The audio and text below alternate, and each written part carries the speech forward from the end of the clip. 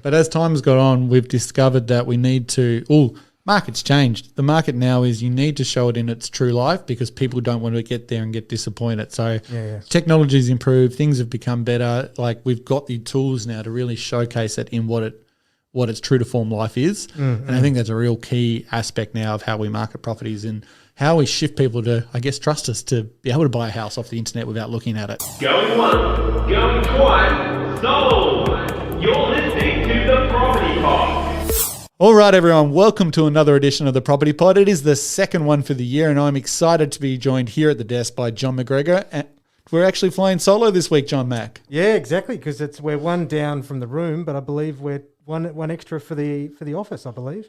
Yeah, so we're super excited. Aaron and Sarah have actually brought a new baby into the world, a little baby boy. Yeah, man, that's awesome. Henry, I think, isn't it? Yeah, Henry, that's correct. He announced it to our Facebook group last night, so super excited for the family. Super excited to get him on the mics one day. I'm sure he's got a lot to say. Yeah, well, I was super excited when he announced it as Richie Benno, but then, declined that and put back into Henry. So, Richie would work. I reckon Richie, that'd be all right. I'm glad you read his message in Facebook the same as I did last night because I read it and thought, Richie, what a great name. And then Abby's come home and she's like, Aaron's got a new baby, Henry. I'm like, no. What are you talking about? Richie. So it shows that we both read the message really well last night. And this is why reliance on text messages is not always appropriate, because you always misread or read into what you want. Exactly right. But as much as we'd love to talk about this exciting news of the new Property Pod family member, we do have some real estate to talk. Yeah. Lucky, like always, Nino has prepared some stuff for us. Yes. And I have to say, I'm glad he has because, it's hard enough for me working the buttons, but it's even harder for John and I to prepare an episode. Wouldn't you agree, John? Yeah. I wouldn't rely on that as a guarantee, put it that way. So I thought this year, I didn't think, Nino thought that, COVID's officially hit Tassie. We're getting case numbers pretty regularly now, and we're basically now part of Australia.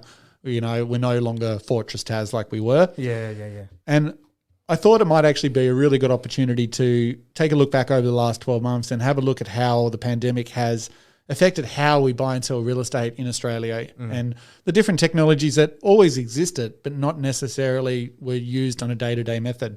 Yeah, exactly. Well, I suppose in Tasmania too, for anyone who's familiar with it, it's always that, look, we need your signature on the piece of paper. So you have to either physically see the property or you need to sign it, otherwise it's not legitimate. And there's just been a change in people's way in which they approach either making offers, inspecting properties, applying for applications. So, we were very protective in the sense that you needed like that physical site or a physical signature, where now it's just relaxed in a big way because it had to. You couldn't protect it so much. Well, I think that's exactly right. We've had to become more fluid. And I think everyone has become fluid in all industries. Even though buying a house is such a big investment and a big asset, like we've just had to sort of adapt like everybody, I guess. And it starts right at the photos, right at the very beginning on how we market properties. I know personally when I'm getting a property ready or talking to a vendor at an appraisal, it's about explaining to them that if the internet allows a feature to go onto it, we should include it in this marketplace. Sure. That makes sense. Yeah. And I guess what I mean by that is just all the different elements. Like obviously everyone does photos. That's pretty stock standard. A floor plan these days is pretty stock standard. But if they're going that little bit extra and adding some extra things that, they're available to use as tools, so why not use them in this marketplace? You're talking about like the videos, the 3D tours, that kind of stuff? Yeah, definitely. So, let's start with drone photography. It's pretty, it's a buzzword. Everyone likes drone photography, but what does it actually do? Yeah. Well, probably on a residential property, not a huge amount. But maybe on a rural property, it allows you to sort of see the entire surroundings of the property. You can outline the boundaries to show where a property sort of starts and finishes, so to speak. Well, the one we had up at the top of Glenorchy, which was like 80 to 90% of it was old bush, but the government overlay wasn't great, but you still had like underlying potential roads that would go through that block eventually that was on the title. So at least when we had a nice clear picture of the drone shot and then could actually, sit there with the purchaser and map that over what was current, not 7-8 years ago or something like that. That was for them to be able to see, okay, that's where that walks. So, okay, so I walk in this direction, walk in that direction, I can come back round. So they didn't just get lost in the bush and then turn into a missing person's case. And look, drone photography, I said a moment ago, it doesn't have any place in residential, but when you've raised that sort of example there, like it's great if you've got a property that is close to services. Like maybe you've got an elderly couple looking to downsize and the home's, 2 blocks from the doctor's surgery or the chemist and it's walking distance. Being able to map that out and show people how close, I think is a huge advantage. Well, I mean, the other thing too, the reliance. I mean, Google Maps is an insane technology, but it's still not today. Yeah, and it's that where a garage could be added, or the grass could be a different color, or the roof could be in a completely different condition. In the end, people, as much as they try and rely on the past, need to know what's current. Yeah, and the true full visual representation of that makes sense. and I think you've just raised a really valid point into another different technology we use in the way of Matterport tours.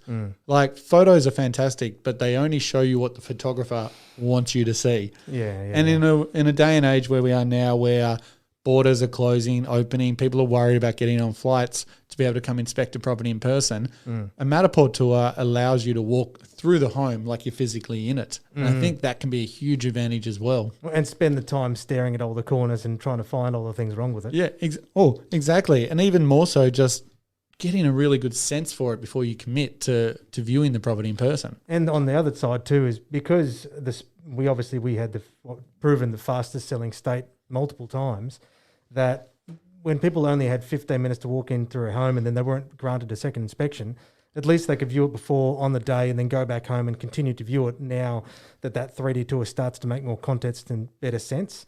So you can have 30 inspections if you want on the property on your desk at home, whereas it's just you don't have that freedom in person. It's funny you say that. I'd never actually thought about it like that, but that's a great way to sort of explain to the purchaser the value of the Matterport tour. For me, I also thought about it a different way. Like as we get more cases here, they're getting a bit nervous to go out to restaurants, to bars, to just general places. Like gone are the potential days of going on Saturday and going to 5 or 6 open homes, one after the other, because people are nervous about that aspect. Yeah, exactly.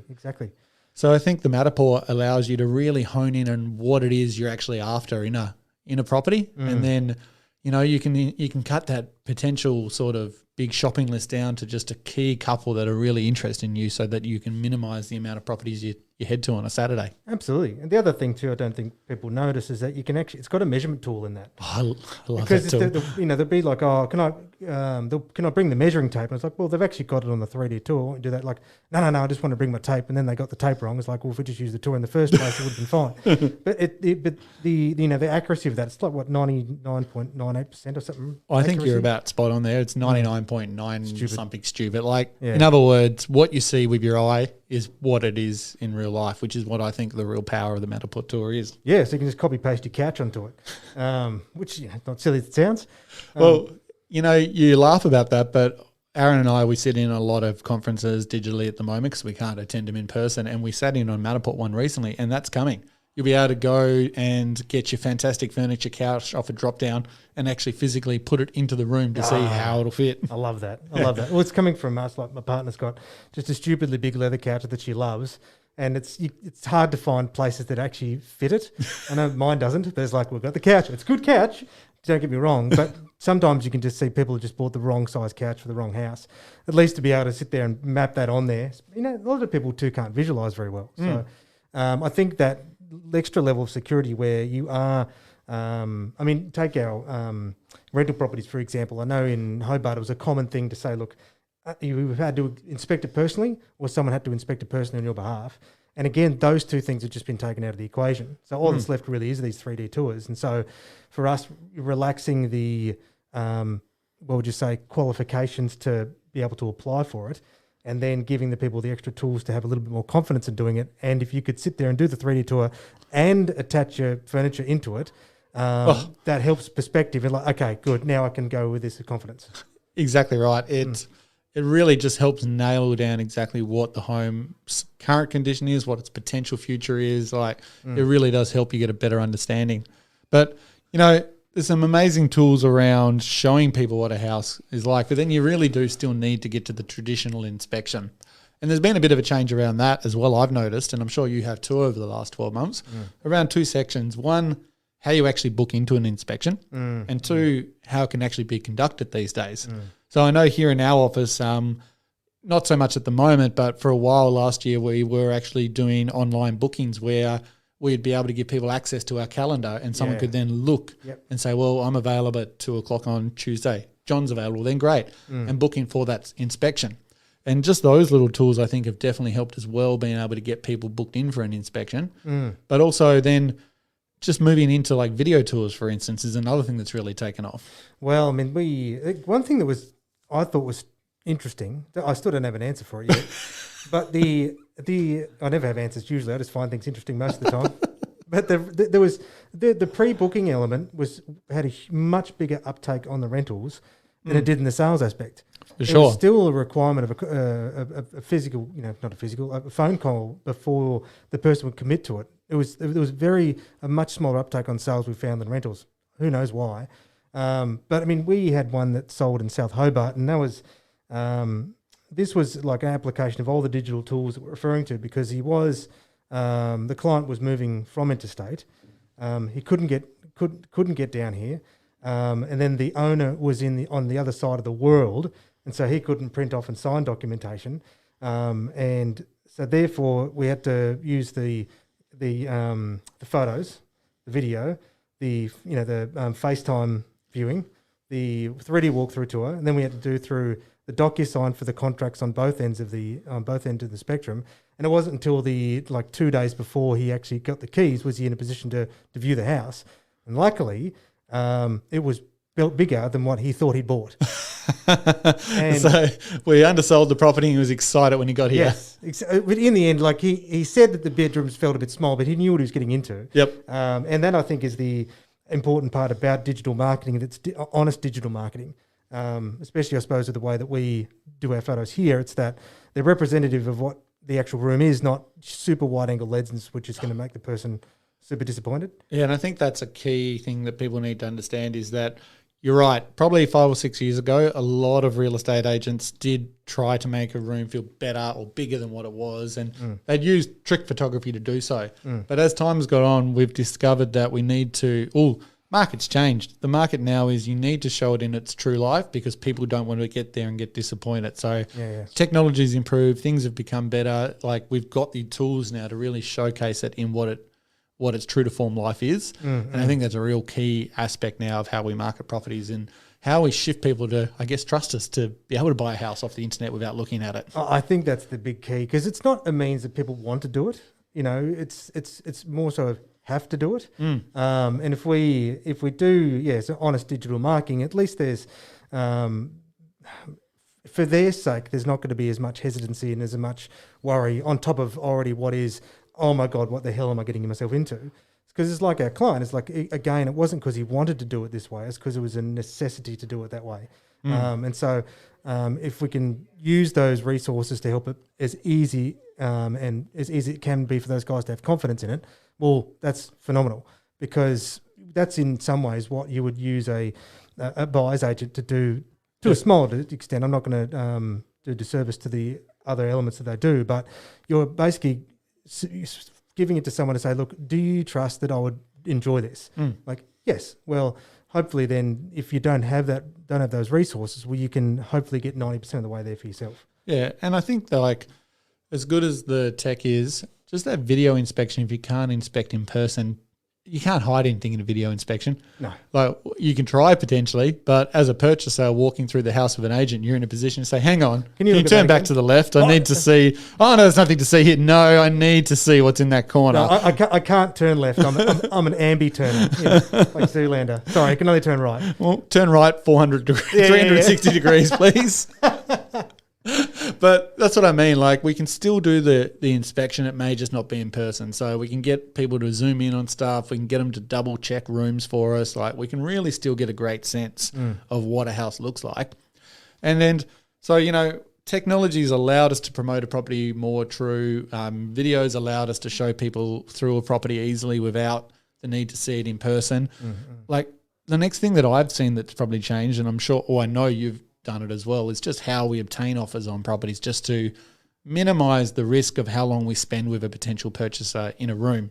So something that we've implemented here at 414, and I know some other agencies have started to implement, is like offer forms rather than a full signed contract. Sure. Just like an expression of interest form, I guess, is the best way to describe it. Is that how you describe it, John? Well, absolutely. And it's mainly because the Tasmania is unique in the way that it was always the offer must be on the contract, and that's the only thing that's going to make it legitimate. Well, and the idea being that people say that's the only legal way of submitting an offer. Well, no, it isn't. You can express an offer in any way you want. We can write it on a napkin and have both people sign it. Yeah, Like, exactly. let's be honest. It's just an expression of an offer. It's not a contract. That's two very different things. Yeah. So the idea being that you make that process ridiculously difficult for people when it's already difficult to get there in the first place is just madness. Well, on that, one thing I've seen heaps lately, and it really grinds me the wrong way, is like agents, we're all super busy at the moment because the market here in Hobart's just ridiculous. We're receiving, multiple offers on every single property, and agents have almost got to that point where they're a little bit lazy. And so they're getting a blank contract. They're flicking it through to a buyer that hasn't bought a house for 5 or 10 years. Fill it out, if please. at all. Fill this out and send it back to me signed, and I'll take it to the owner. I need it by tomorrow. Yeah. Or I need it by this afternoon. Yeah. What am I even looking at? Yeah. And like they're given a 12-page document with all this legal information on it, and they're like, what am I going to do with this? Like that is a great example of how you make something difficult when it doesn't need to be difficult. And probably why we brought in our little offer form, which is, like I said, it's not a legally binding form. It's just an expression of interest for us to understand what is that the buyer is willing to pay and what the conditions behind that is. And it's a conversation starter for us and the vendor. Then if the vendor likes a potential offer, we would then meet in person to go down the traditional path of getting a proper contract signed. But I think a lot of people get confused and think that, they have to go through that whole signature process to just have a conversation around price. And we really don't in today's market. Ideally, we'd love to go down that path, but we have to have that fluid aspect, I think, when presenting offers and obtaining contracts at the moment. Well, I think generally speaking, most people probably just don't want to spend the time on it, which is fair enough. I wouldn't. It's like, we all know what we're doing here. Can we have some commitment that's going to move this process along quicker?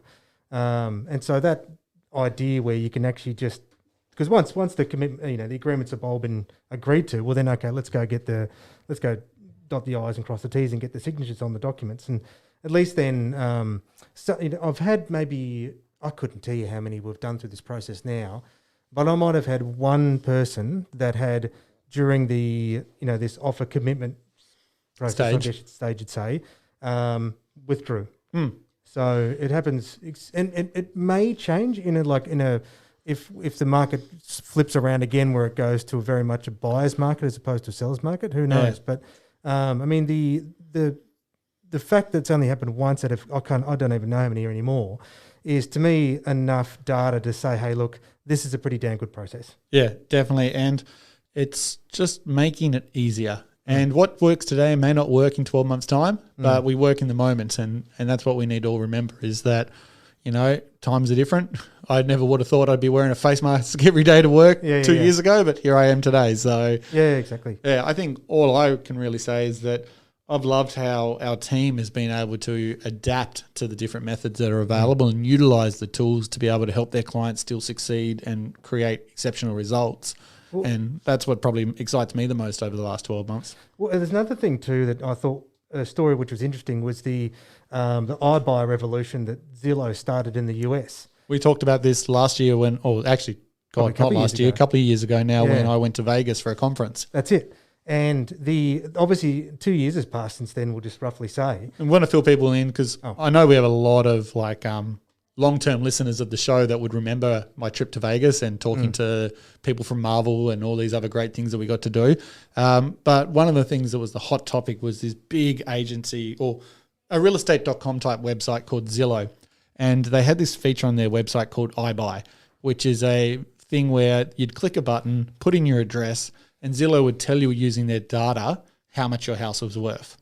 And from there, you could agree to that sale price and Zillow, the actual website, would just buy the property from you and money would go in your bank and you're done and dusted, move out in 30 days. So it removed the need for the real estate agent and it removed the stress for the purchaser or the vendor, I guess, because Zillow would buy it, they'd potentially rent it out, they'd renovate it, they'd reflip it and sell it again, but they were taking all the risk on. And it's been going now in the States for 2 years, and there's been a report that came out a couple of other days ago about it. Yeah, they've actually canned that entire side of their business, which is amazing because they were so confident on it. Well, it was cool. It's worth having listened to the CEO's feedback on it because he's quite humble about it. He said, "Look, it was a risk and it didn't work realistically," and this is about how it works with technology. It's almost like an over-reliance on data isn't good enough for real estate because by the idea, like you said, was that their tech system was going to be smart enough to be able to determine what is a good purchase that they could renovate and flip at a profit, and it just wasn't effective. Sometimes a very small percentage because, and then he went on to say is that the challenge with real estate is that the differences across property per property are massive. And there's real estate markets within real estate markets within real estate markets. And you could just say, look, Australia grew by 10%, but that's why you have some suburbs grow by 50 and some decline, but across the average. And so what was happening is that if you imagine all those little, in Australia, you go, realestate.com appraisals, for example, that would just be on that page. And you go, right, you take the lowest number and you sell at that price constantly. Is that going to be successful? Well, it just proved that, unfortunately, it wasn't. But the other problem too is it is a slow conversion. You've got the house sells 30 days later after they bought it, and then you've got to get the quotes for the renovation. Then the building materials, obviously, then you've got availability of labour for local markets, and in the end, it just wasn't a profitable model for them. Yeah. So they had to remove, which I thought was fascinating because that was a huge move at scale. That ended up proving unsuccessful. So they rolled this out to almost 52 states in America. There wasn't very many that it didn't actually roll out into. It was crazy. It was awesome. But obviously it cost them a lot of money. Yeah. And I think the other thing that they forgot to take into account that becomes really relevant with real estate is the human touch and emotion. Exactly. A lot of people buy an emotion, and a lot of agents will work with buyers to help them achieve their goals. Sure. And unfortunately, Siri and Google can't do that. They can't do that. Like, all they can do is crunch numbers and say this is what it's worth. Yeah. But they can't ascertain what the market shift is doing until it's too late. Yeah. Because they rely on those emotional buyers to settle and that data to come through, and then that's what allows them to model what a house might be potentially worth. And that's what's so fascinating about real estate as an asset versus a lot of other classes, where the share price is just going to go in and out and bang, it's gone. But real estate doesn't work that way, and that's where all these elements of the technologies, you think, you're dealing with bots. Now, at the very end of the day, you are dealing with a person who's on 9 times out of 10 making an emotional purchase. And if we forget that, there's every likelihood that the whole industry could stop to a degree, because if the people can't have that connection with that other person, the trust in them actually buying a property is going to be is going to reduce dramatically and slow down that whole point. So even though we can have they've had that capacity to try and buy and sell property with the 3D tours, and interestingly enough, I suppose because everyone thought or saw that the prices were rising, everyone is just trying to buy doesn't as much as just getting in and moving quickly. But if that that emotion sentiment changes and we return to a little bit more of a steady market, I guess you could say, will people then continue to just rely on these exclusively and be more comfortable with it, or will they just then go back to try and do slow down and have a much longer physical inspection, which would be interesting to observe. Yeah, well, I guess only time will tell, and realistically, I think that's a great spot for us to pin this conversation. Yeah, man, my thoughts are done. I'm really thinking, freaking hell, without the third person here, it is hard to stretch an episode together. So, Aaron, we look forward to you coming back. I think he's away for a month, so you guys are all stuck with us for a couple of weeks. I think we'll try to get a couple of guests in, though. We've got a few staff that are itching at the belt to get back on the mic. So we'll have a bit of a rotating panel over the next couple of weeks, and maybe in another 2 or 3 years, we'll reassess this topic and see what's changed. Yeah, exactly. Yeah. Love it, mate. But like always, thanks everyone for tuning in. It's been a quick, sharp episode, and I hope you guys enjoyed it. All right. Till next time. See you guys. You have been listening to The Property Pod, recorded and edited by 414 Media House in conjunction with 414 Property Code. This podcast is general information only, and the thoughts and views expressed is the opinion of our panel, and listeners should always seek and use their own investigation into any topic we discuss to ensure they fully understand their own situation. It does not constitute and should not be relied on as purchasing, selling, financial or investment advice or recommendations, express or implied, and it should not be used as an invitation to take up any agent or investment services. No investment decision or activity should be undertaken on the basis of this information without first seeking qualified and professional advice.